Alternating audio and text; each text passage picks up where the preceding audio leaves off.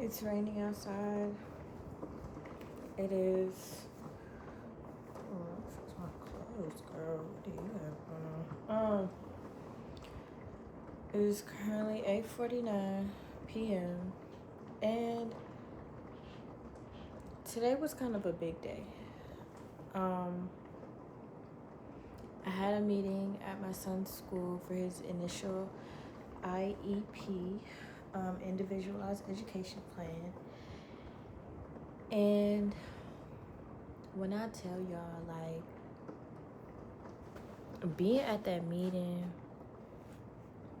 first off, all the educators that were there, the my son's general education teacher, the diagnostician, the child psychologist, the speech and language pathologist, the vice principal, and the special education teacher, all of them were women.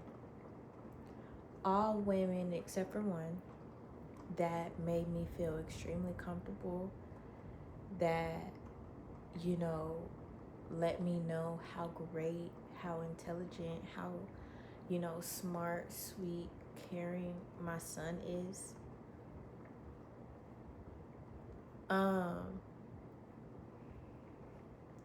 Those women allowed for that meeting to be everything that it needed to be. Now I was walking in there, I was already happy because I know that my son is autistic, and I know that him just being in a regular, classroom with 17 kids and one teacher and a teacher's aide, like, I know he's not getting the specialized education that he needs, the nurturing, the attention, the slow pace, just what he needs as an autistic child. And so going into that meeting, I knew that, okay, like, my baby is about to get what he needs, and I'm happy. It took a while for the evaluation process to even be finished.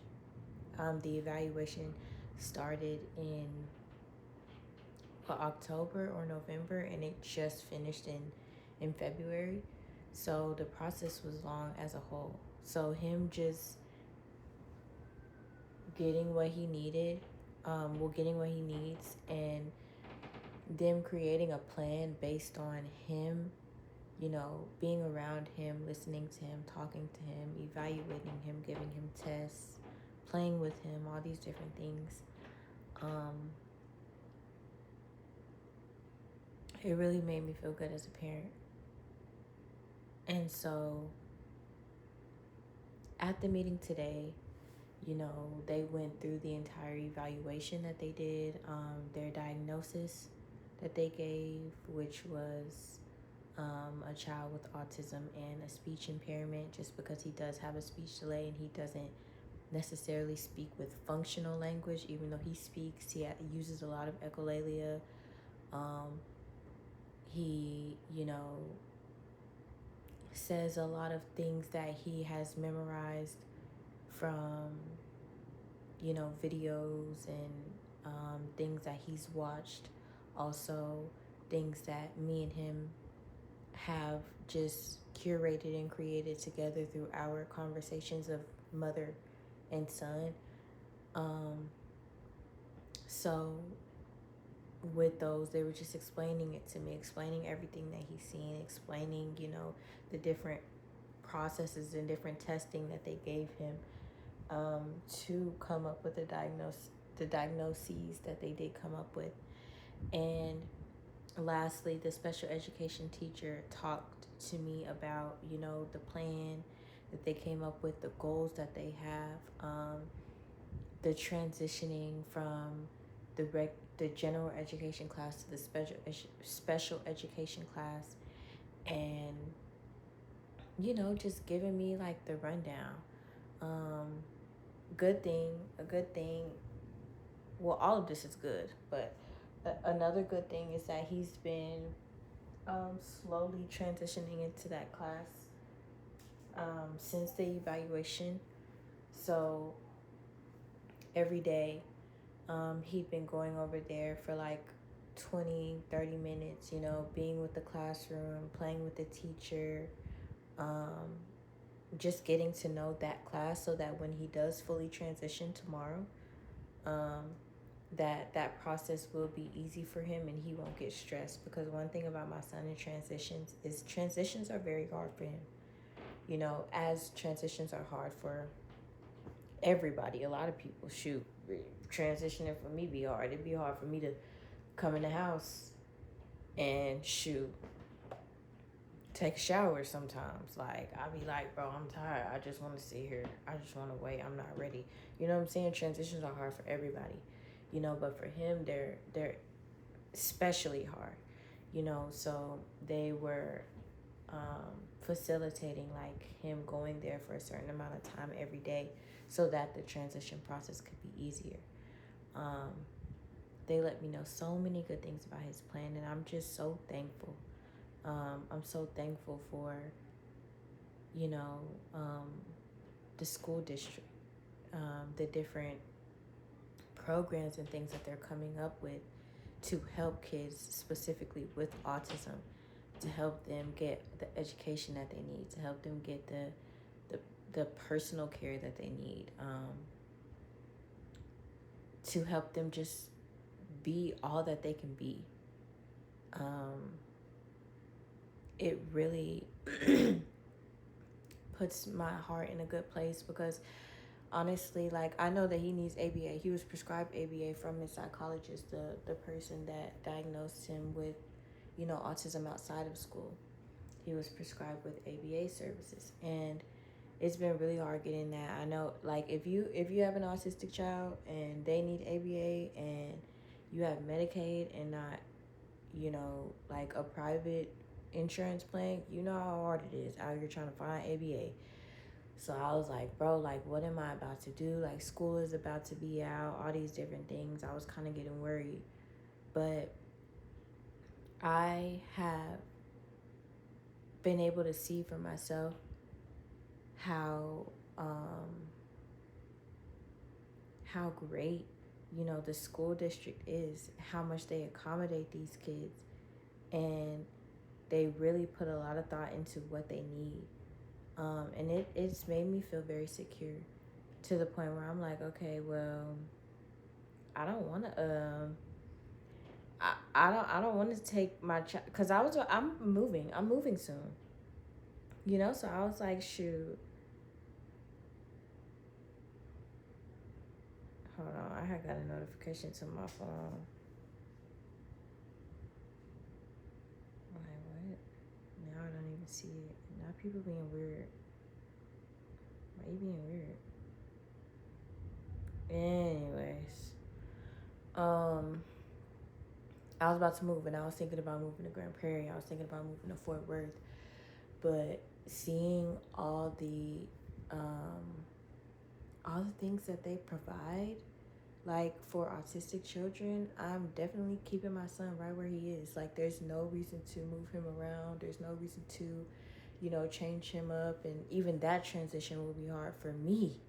You know what I'm saying? It's gonna be hard for me because it's like, okay, he probably would have to get reevaluated there. He probably would need to do all this different testing, get used to the teachers there, find new friends there, all this different stuff. I don't want my baby have to deal with all that, especially because he's gonna be in pre-K 4 next year, and it's gonna be next school year. I mean, and it's gonna be all day. Like, I don't want him to be stressed with having to go through things that he already went through because I made a selfish decision to move to a whole new city, not thinking about him and how that would change up his structure, and just his social life as a whole. Um, so again, I'm very thankful. I'm very happy for how this new, you know, phase and transition will enlighten him, how much it will, you know, help him. He's about to starting tomorrow. He will get speech therapy at school. You know, every week he'll be getting speech therapy at school. The special education class is language based. They'll be using visual models. They showed me, all the different things that they'll be doing for him. And I'm like, bro, like, this is what my baby needs. Like, I'm so thankful. Like, I'm thankful that I even got him into pre K 3. You know what I'm saying? Because a lot of the times when these kids are 3 and 4 and they can't have pre K all day, they're just still in daycare. They're not getting the introduction into school. They're not getting evaluated early if that's what they need. They're not getting, these IEPs early if that's what they need. And because I actually did that, I got him, you know, what's the word? Um, Introduced to that school setting. He is able to get a lot of the resources that he needs. And I know a lot of parents don't like public education. They don't like, what these kids are being taught and all that, so forth. And I have my own opinion on that as well. But my child is only 4 years old. You know what I'm saying? He's only 4.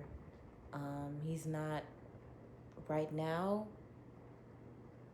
He's going there to learn language. He's going there to learn how to be social. He's going there to learn how to follow rules, follow directions, you know, learning how to get used to a schedule, learning how to be social, go outside you know what I'm saying, be in a socialized environment, learn how to make friends. Like, since he's been going to school,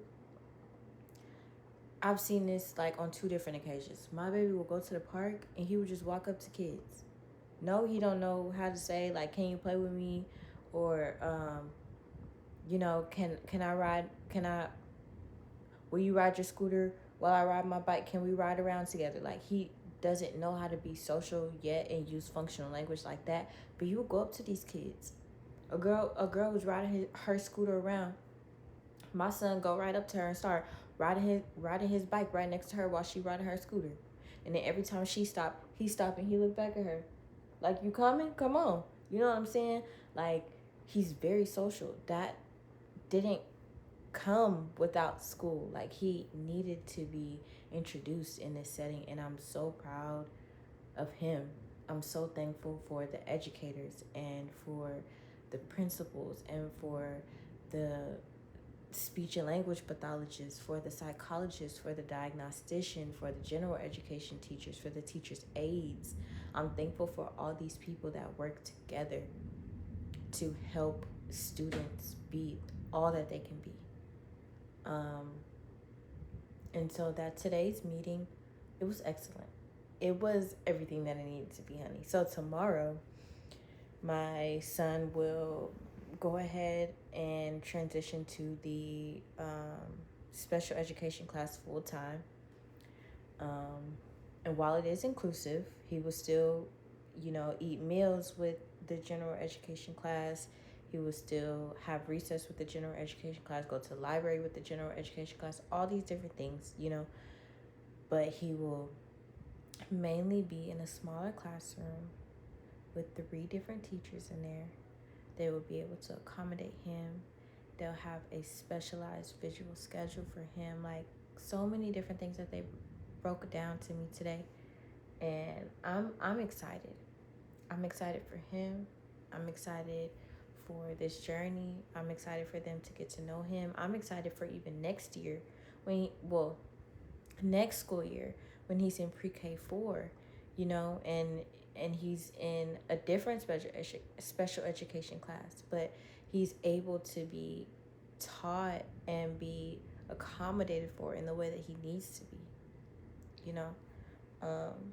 so it's been a wild ride. A wild ride. I remember just 6 months ago when I was in my car crying my eyes out because I'm so stressed about my son. I pick him up from daycare and they're complaining to me about his behavior, even though she's telling me, like, oh, my son is autistic. This is how my son used to act. Still, every day when I pick him up from daycare, I'm getting a complaint.